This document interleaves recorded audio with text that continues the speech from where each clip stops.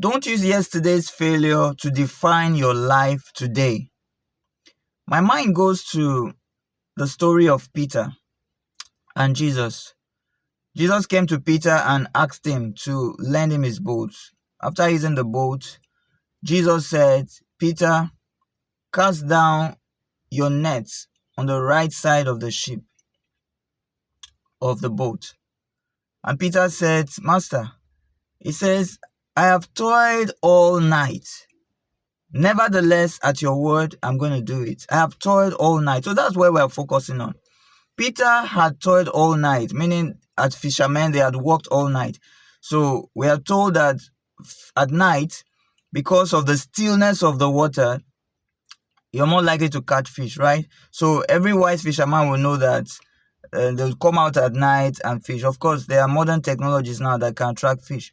But Peter said, I've toiled all night, meaning I have failed. I mean, he had an experience in failure. This was a fisherman, a professional fisherman. So he knew he had done everything he needed to do, but still he didn't get results. And so Jesus said, do it this way.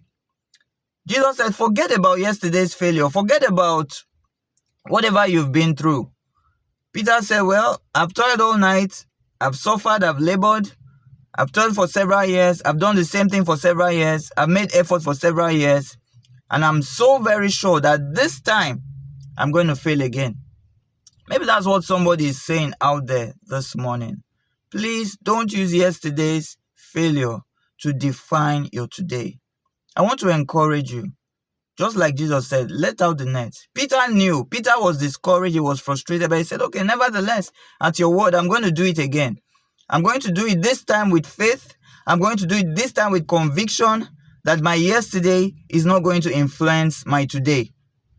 I remember years ago, I got this link for a job in a school. It was a secondary school, one of the best paying schools, they said, in a particular city. It was Benin City then.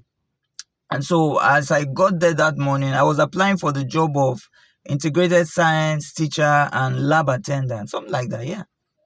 And so when I got in, that morning, in fact, it started raining. I was on a bike, and so I was all wet. The rain had beaten me seriously. The students saw me, they started greeting me, sorry, uncle, first day on your job. You're looking so messed up. And so I went in for the interview. I think there were two of us who were to write an aptitude test or something, why you should employ us. And we wrote. And I knew writing is not an issue for me, so of course I wrote very well. And then at the end of the day, it was the vice principal that had to make a decision. So he called me. He looked at my CV.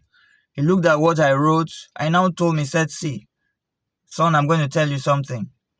You are qualified for this job. In fact, you are the one who should get this job. But I'm not going to give you this job.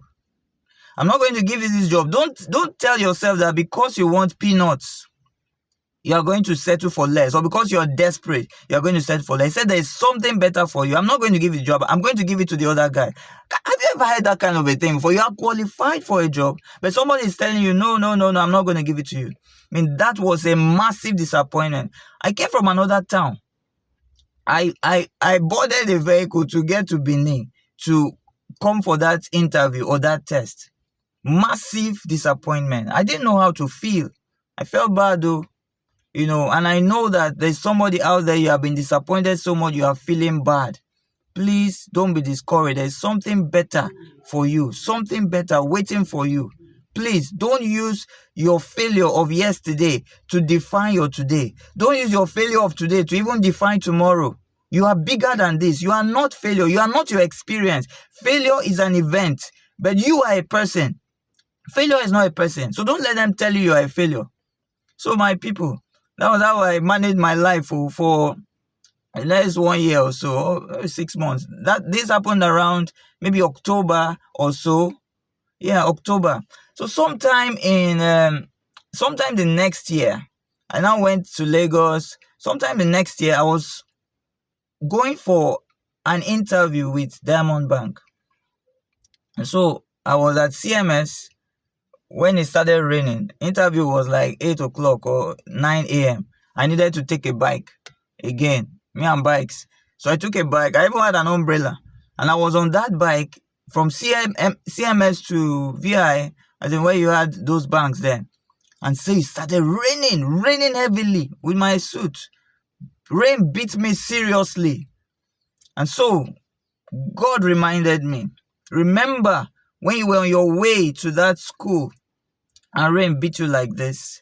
This is a reminder that your yesterday does not define your tomorrow. You understand? I mean, it sank in. The same rain, but different circumstances. I can't remember how much they were going to pay, but what I was going to earn in this new place was like 10 times or probably even 20 times more than what I was going to receive in that school. So if that school had worked, I would have been stuck there. It was God that used that vice principal to tell me that, yes, I have the power to employ you, but I'm not going to employ you, because if I employ you here, I will limit you. So my brothers and my sisters, sometimes when God allows rejection to come your way, it's because He doesn't want to get you stuck in mediocrity. He doesn't want to get you stuck in that place which is not your resting place. You understand?